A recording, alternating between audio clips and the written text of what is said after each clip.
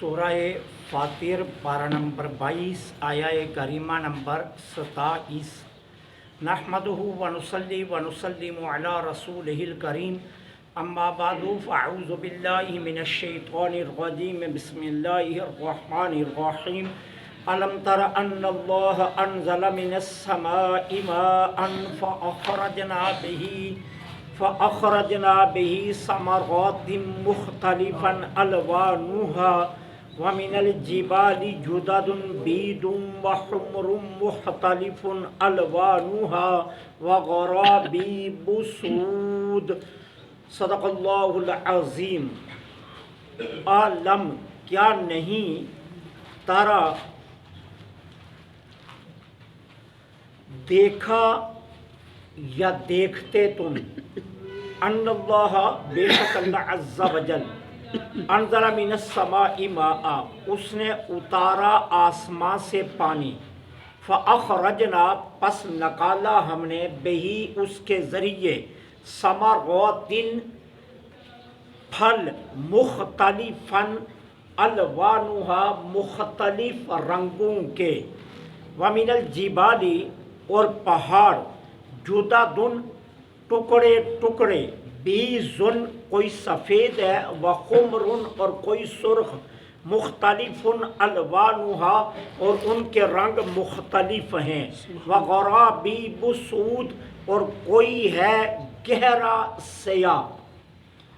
اللہ جل سبحانہ و تعالی اس آیہ کریمہ میں بھی اپنی شان کی اور قدرت کی کچھ حقیقتوں کو اور حکمتوں کو بیان فرما رہے ہیں، اور ساتھ اللہ جل سبحانہ و تعالی عقیدہ توحید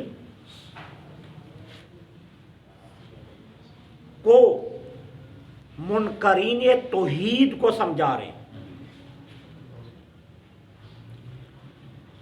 اب دیکھیے انداز کتنا پر اثر ہے کہ تمہارا خیال یہ ہے، تم یہ سمجھتے ہو کہ چیزوں کے اگنے میں پانی مؤثر ہے۔ اچھا ایک بات بتاؤ، پانی کی طبیعت واحدہ ہے، ایک ہے طبیعت پانی کی۔ اب اصول یہ ہے کہ جس چیز کی طبیعت واحدہ ہو وہ اثر بھی واحد کرتی ہے۔ اب اصول تو یہ چاہیے تھا کہ اگر پانی مؤثر ہے چیزوں کے اگانے میں تو تمام چیزیں یا تو سفید اگتی، یا تمام چیزیں سیاہ اگتی، یا تمام چیزیں جو ہے وہ نیلے رنگ کی ہوتی، یا تمام گلابی ہوتی، یا تمام سرخ ہوتی۔ ایک رنگ ہوتا، چونکہ طبیعت واحدہ یہ اثر بھی واحد رکھتی ہے۔ پھر تو یہ ہونا چاہیے تھا، لیکن کیا تم دیکھتے نہیں ہو اس زمین کے صفحے پر ان گنت پھول ہے اور ان گنت رنگ ہے۔ پھر بات یہیں ختم نہیں ہو جا رہی، رنگ مختلف اور پھر ذائقے اور مہک بھی مختلف، سبحان اللہ، اللہ، اور پھر صفات اور اثر بھی مختلف۔ سبحان اللہ۔ اب بتاؤ اگر پانی مؤثر ہے تو یہ ساری چیزوں کو مختلف کس نے کیا؟ کوئی پھول سرخ ہے تو کوئی سفید، کوئی عنابی ہے تو کوئی نیلا، کوئی گلابی ہے تو کوئی کسی رنگ کا، ان گنت رنگ ہیں پھلوں کے، اور پھر ان گنت ذائقے ہیں پھلوں کے۔ اب خود ہی بتاؤ کہ مؤثر پانی ہے یا کہ مؤثر اللہ کی ذات ہے؟ اللہ کی ذات، اشیاء کے اندر سبحان اللہ۔ تو ماننا پڑے گا مؤثر پانی نہیں ہے، مؤثر اللہ کی ذات ہے۔ اچھا اگر تمہارے ذہن میں ایک اور سوال پیدا ہو رہا ہے، یا ایک اور یا کہیں اور اشکال پیدا ہو رہے ہیں جو تم سمجھتے ہو کہ زمین مؤثر ہے۔ اچھا اگر زمین کو ایک لمحے کے لیے مؤثر تسلیم بھی کر لے تو ایک بات تو بتاؤ، پہاڑ ہیں، اب کوئی سفید ہے، کوئی سرخ ہے، اور کوئی گہرا سیاہ ہے، تو اگر زمین مؤثر ہے تو یہ گلابی رنگ کہاں سے آ گیا، یہ نیلا رنگ کہاں سے آ گیا؟ پھر تو چاہیے تھا سفید پہاڑ پر سفید چیزیں اگتی، سیاہ پہاڑ پر سیاہ چیزیں اگتی، اور سرخ پہاڑ پر سرخ چیزیں اگتی۔ اگر پہاڑ یا زمین ہی مؤثر ہے، لیکن تم دیکھتے ہو کہ ایسا نہیں ہے، اور یہ وہ چیز ہے جس کو تم اپنی آنکھوں سے دیکھ رہے ہو، تو معلوم یہ ہوا کہ زمین بھی مؤثر نہیں ہے اور پانی بھی مؤثر نہیں ہے، مؤثر کوئی اور چیز ہے، اور وہ چیز کیا ہے؟ وہ ہے اللہ کی ذات۔ سبحان اللہ۔ گلاب کا پھول ہے رنگ اور، ذائقہ اور، صفات اور، چنبیلی کا پھول ہے رنگ اور ہے، ذائقہ اور ہے، صفتیں اور ہیں، اثرات اور ہیں۔ اب تم چاہو چنبیلی کے پھول سے اگر تم گلقند بنانا چاہو تو نہیں بنا سکو گے، اللہ گلقند تمہیں گلاب کے ہی پھول سے ملے گی۔ پھول سے۔ اب یہاں تم اگر گینڈے کا پھول ڈالو تو پھر بھی یہ نہیں ہوگا۔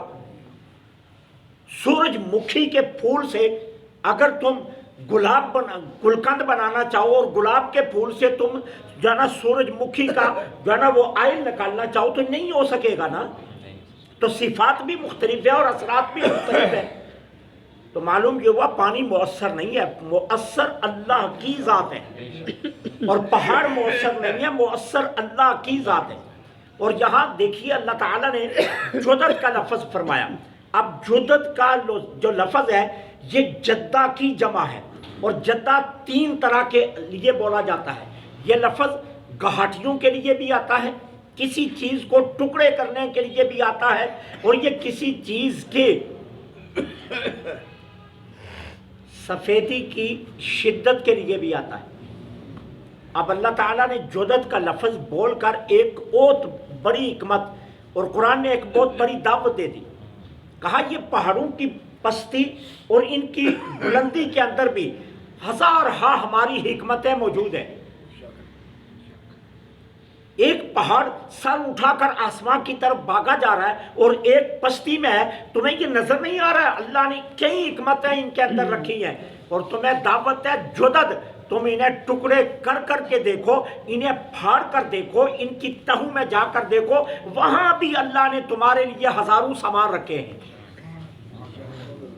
کتنے افسوس کی بات ہے کہ ہم قرآن والے ہو کر قرآن پر غور نہیں کرتے، اور مشرکین قرآن والے نہیں ہیں، منکرین قرآن والے نہیں ہیں، لیکن اس کے باوجود قرآن کو دیکھ کر زمین کی تہوں سے خزانے نکالیں۔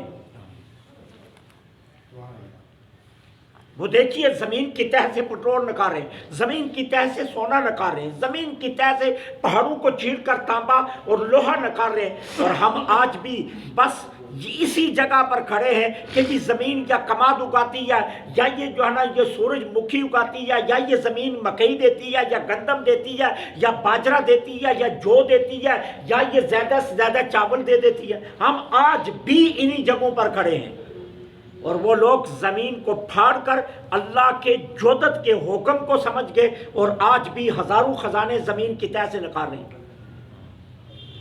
حالانکہ ہم ہیں قرآن والے، لیکن افسوس یہ ہے کہ ہم نے قرآن سے اپنا رشتہ توڑ رکھا ہے۔ اللہ جدت کی جگہ کوئی اور لفظ بھی بول سکتا تھا، لیکن جدت کا لفظ بول کر اللہ تعالیٰ نے 2 دعوتیں دی۔ کہا اس پہاڑوں کی گھاٹیوں میں جا کر دیکھو، ان کی گھاٹیوں میں بھی ہم نے تمہارے لیے بے شمار خزائن رکھے، اور انہیں ٹکڑے کر کر کے تو دیکھو، ہم نے ان کے اندر بھی تمہارے لیے خزائن رکھے۔ اللہ،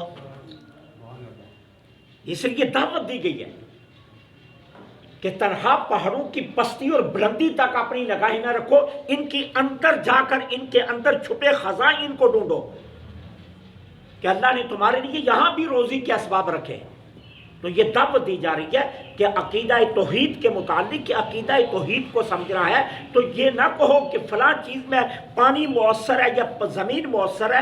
زمین اور پانی مؤثر نہیں ہے، مؤثر اللہ کی ذات ہے. اگر نہیں سمجھ تو کسان سے ہی پوچھ لو کہ جب وہ مٹی کے نیچے ننا بیج چھوڑ کر لمبی تان کر سوتا ہے تو اس بیج پر نگاہ کون رکھتا ہے؟ کسان تو نہیں، رب رکھتا ہے.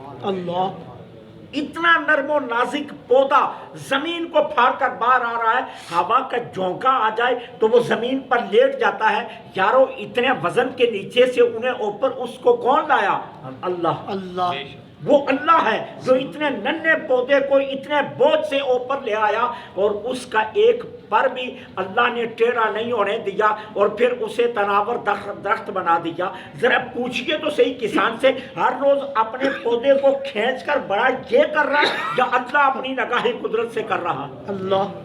تو اس قادر مطلق نے نگاہ رکھی ہوئی ہے نا کہ اس پودے کو میں نے پروان چڑھانا ہے اور اسے اس جگہ پر لا کر اپنے اس بندے کو جس نے محنت کی ہے میں نے اس کے ذریعے رزق دینا ہے. تو کہا مؤثر اللہ کی ذات ہے، یہ اشیاء مؤثر نہیں ہے. اللہ سے دعا ہے اللہ حق کہنے